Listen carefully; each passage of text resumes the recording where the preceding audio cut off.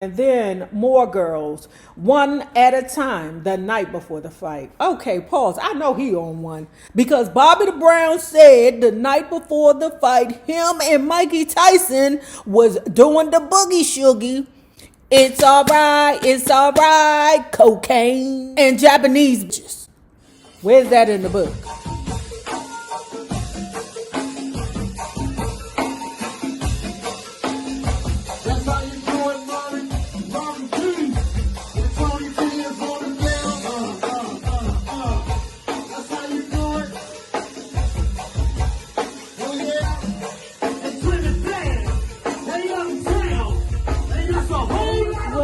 Hello there, love bugs. Hello there, bellas. If you have not already done so, please remember to like, share, subscribe, and tip your favorite narrator via Cash App at $NAROB on YouTube. And if you are not already a part of this book club, please hit the Patreon link below and or the join button here on the YouTube. And for a small monthly fee of $5, you babies, yes you, can be privy to all the shenanigans before the YouTube gets it, if the YouTube gets it. Now, let's continue reading Mike Tyson's The Undisputed Truth. Y'all, it's long, but it's good. I didn't consider Buster Douglas much of a challenge. I didn't even bother watching any of his fights on video. I had easily beaten everybody who had knocked him out. I couldn't eat since I was overweight, and I wanted to lose the weight and win the bonus from Dawn. So I drank the soup that was supposed to burn off fat. And then I had the cleaning ladies for the main course.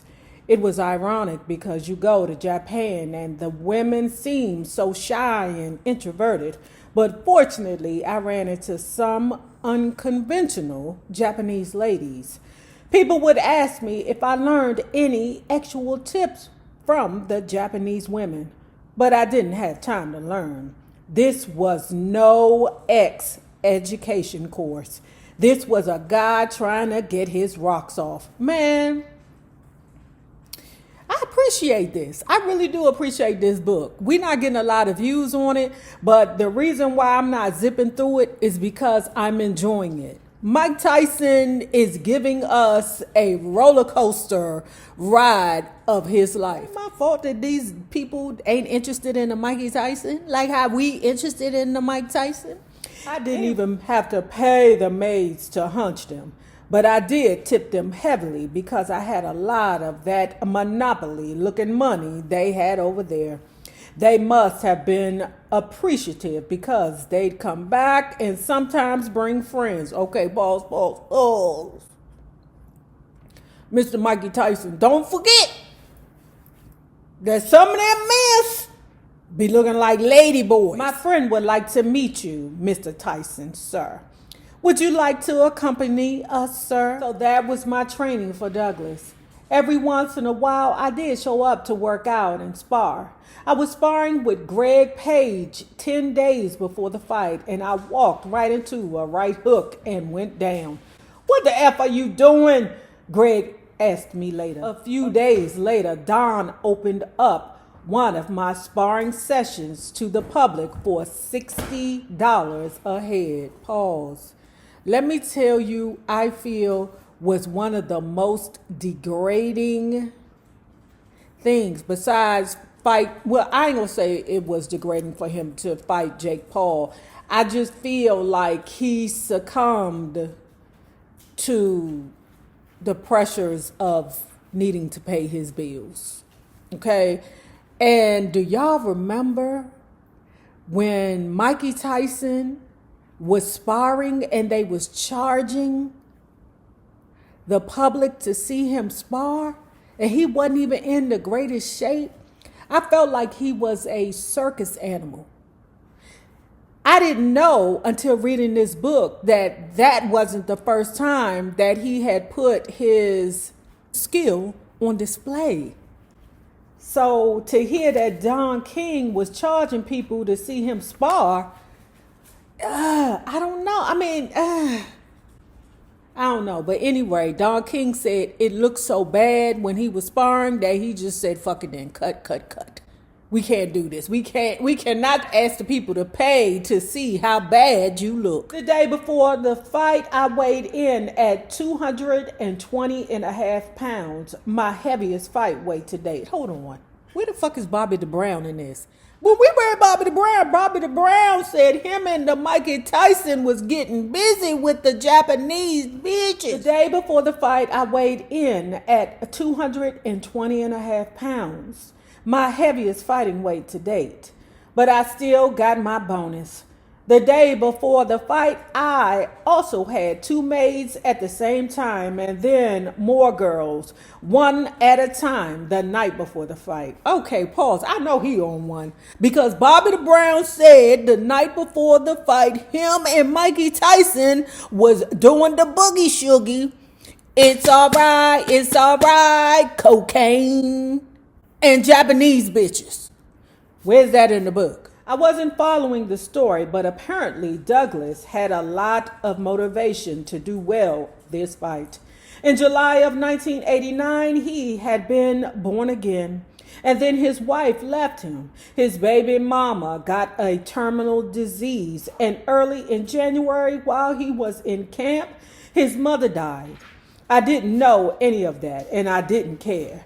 HBO was making a big deal about Douglas fighting for his mother, but my arrogance at the time was such that I would have said that he was going to join her that night. It's all right, cocaine. We fought at 9 a.m. because of the time difference back in the United States. Half of the arena's 63,000 seats were empty. Don was a lousy promoter. As soon as I got with him, everything just sunk. He was a dark cloud. It wasn't the usual Tyson going in the ring.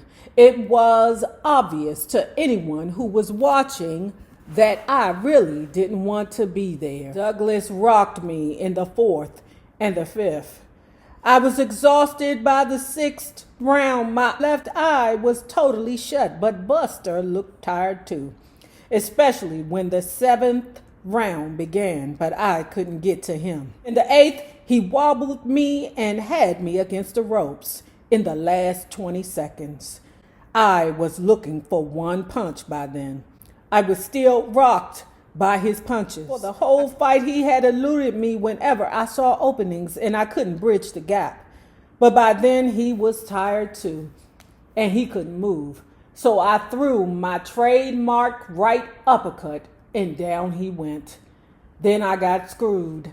The timekeeper was Japanese and the referee was Mexican, and they spoke different languages and couldn't coordinate the count.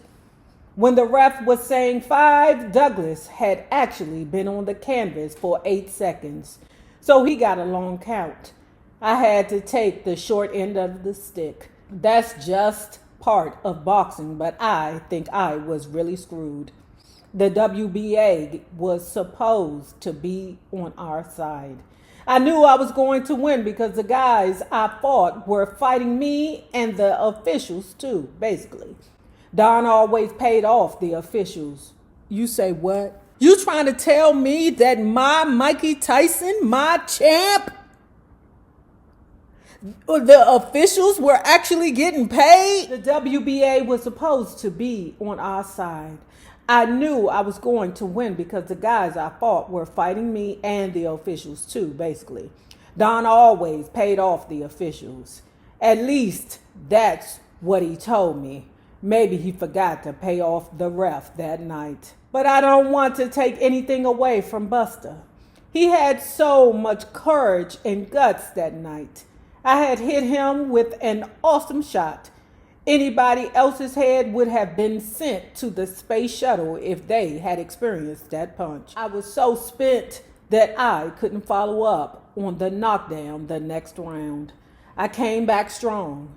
When the 10th began, I hit him with a straight right to the draw, but then He unleashed a barrage of punches at my head, starting with a right uppercut. I was so numb that I didn't even feel the punches, but I could hear them. My equilibrium was shot. Then I went down. When I hit the canvas, my mouthpiece came out, and as the referee was counting, I was trying to stumble to my feet and grab the mouthpiece at the same time. I was operating on pure instinct. I was totally out of it. The ref hugged me after he counted to 10. I walked back to my corner, totally dazed. I was chewing on my mouthpiece, but I didn't even know what it was. What happened? I asked my corner. The ref counted you out, champ. I knew it was inevitable. I was fucked from early on that fight. I didn't do the post-fight interview with HBO. My head was still ringing. I must have had at least one concussion. Hey, babe, when I tell you we were watching that Buster Douglas fight, like, what the fuck is this? What is this? Is this a mistake? We was waiting for them to tell us that it was a mistake. Girl, it wasn't a mistake. Girl, ooh. I went back to my hotel room. There was no maid there. It was weird not being the heavyweight champion of the world any longer. But in my mind, it was a fluke. It was a fluke in our mind, too, sir. Don had signed me to make a comeback in Vegas on June 16th, 1990, fighting Henry Tillman. I started training in New York before we went out to Vegas. My buttocks grabbing case was winding down, and I'd go to court and then go train. Let me tell you about this buttocks grabbing case. Okay, remember I told you we gonna talk about the Mikey Tyson, okay, and how he acts like he, is so, oblivious to certain things, but then at the same time, you're manipulative. Let me tell you about this buttocks grabbing case. He had saw the witness to the buttocks grabbing, okay? This how manipulative Mikey Tyson was. He ran over to the girl and was like, hey, can I talk to you? The witness was like, no, I don't want nothing to do with you. He said, no, it's not like that. I promise you. I just want to take you out. Let's get something to eat. Let's, talk. Let's get to know each other, right? Mikey Tyson ended up punching the witness, all right, to the buttocks grabbing victim. He knew in his mind that if he hunched the witness, it was no way that she could testify against him. Okay? So he pretty much got away with assaulting that woman, because this is during a time where he was so reckless and misogynistic. Let's not take away from the fact that he's still in his 20s, a multi-millionaire, and I think the motherfuckers is crazy. My buttocks grabbing case was winding down, and I'd go to court and then go train. Emil Griffith, the former world champion, was working with some fighters at the gym I was training at. One day he said something that just rocked me to my bones, and maybe me finally forgetting about my loss to Douglas. I was talking to him about that Douglas fight. Yeah, I really didn't do that well, huh? I said. I know the great Mike Tyson is not going to let something like this discourage him, Mr. Griffith said. Oh man, those words completely changed my opinion of myself and my comeback. Isn't that crazy? Just hearing those words made me forget about the loss and think I was champion again.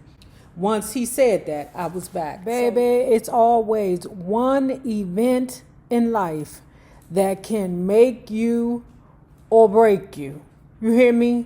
Let me tell you about the trauma that us Gen Xers have. To this day, we are always afraid that somebody is going to grab our children and throw them in back of a mystery van. Baby, I'm trying to tell you that all us Gen Xers was terrified that some man in a van was going to snatch us up and take us from our family.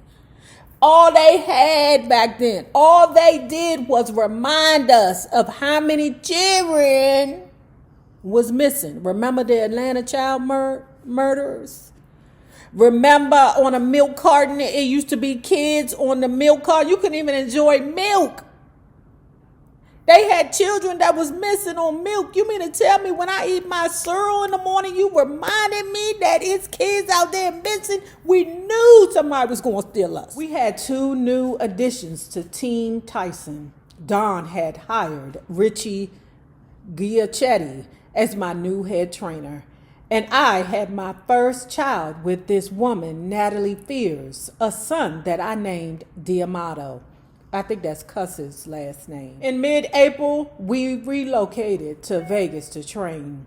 I jumped into it like a maniac. Up at 4 a.m. to run, working out at the gym, sparring in the afternoon, then riding a bike for 2 hours at the Las Vegas Athletic Club. George Foreman was fighting on my undercard, and he had an interesting thing to say about losing a title. You are ashamed to see everybody, especially the skycaps at the airport. You don't want to see the taxi drivers because everybody is going to say something in your mind, and you have to build yourself up. So you start spending billions of dollars on cars, suits, anything you can to make yourself look like the best in the world. Mike Tyson will never sleep again until he gets a chance to fight for the title again and win it. He'll never sleep again until he redeems himself. I hate to see a young man go through that, but that is the way that is. A few months after the fight, my buttocks case finally came to a conclusion.